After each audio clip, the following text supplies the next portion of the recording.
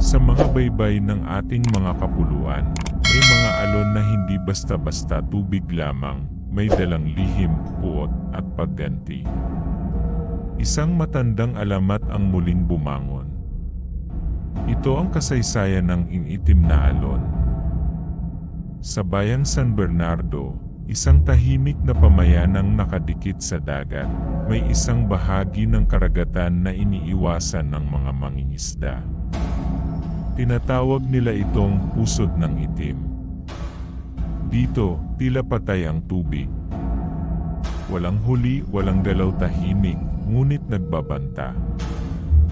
Isang araw ng piyesta, dumating si Ella, isang dokumentaristang taga Maynila. Layunin niyang makapagtala ng mga kwentong nakaligtaan ng panahon. Sa tulong ni Mang Teryo, isang matandang tanod, nalaman niya ang ukol sa alamat ng pusod ng itim. Noong panahong sinasakop pa tayo ng mga Kastila, may isang babaeng taga San Bernardo na pinagbintangang aswang, si Aling Rosenda. Dahil sa takot ng mga taga-bayan, isinumpa siya sa dagat. Ginapos sa bangka, binuhusan ng langis at sinunog sa gitna ng laot.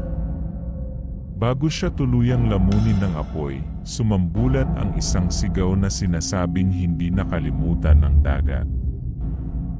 Habang kinukuhanan ni Ella ng video ang dalampasigan, biglang lumabo ang hangin. Sa gitna ng tubig, may isang babaeng puti ang kasuotan, tila lumulutang, at nakatitig sa kanya.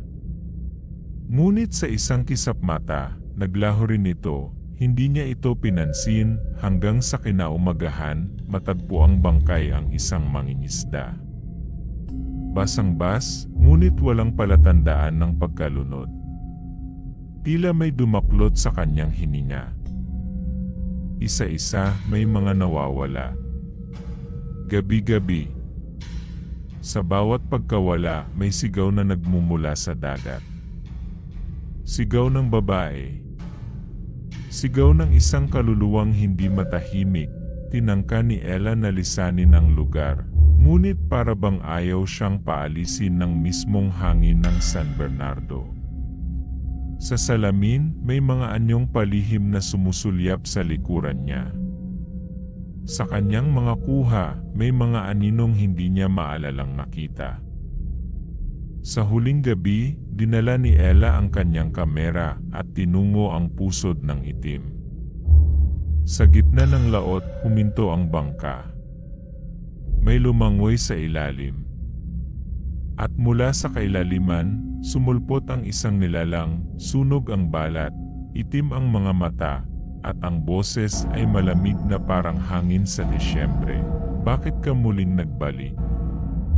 Ang wika ng nilalang. Hindi nakakibo si Ella. At iyon ang huling sandaling naitala sa kanyang kamera. Kinabukasan, natagpuan ang kanyang bangka, walang laman, ngunit naroon ang kamera.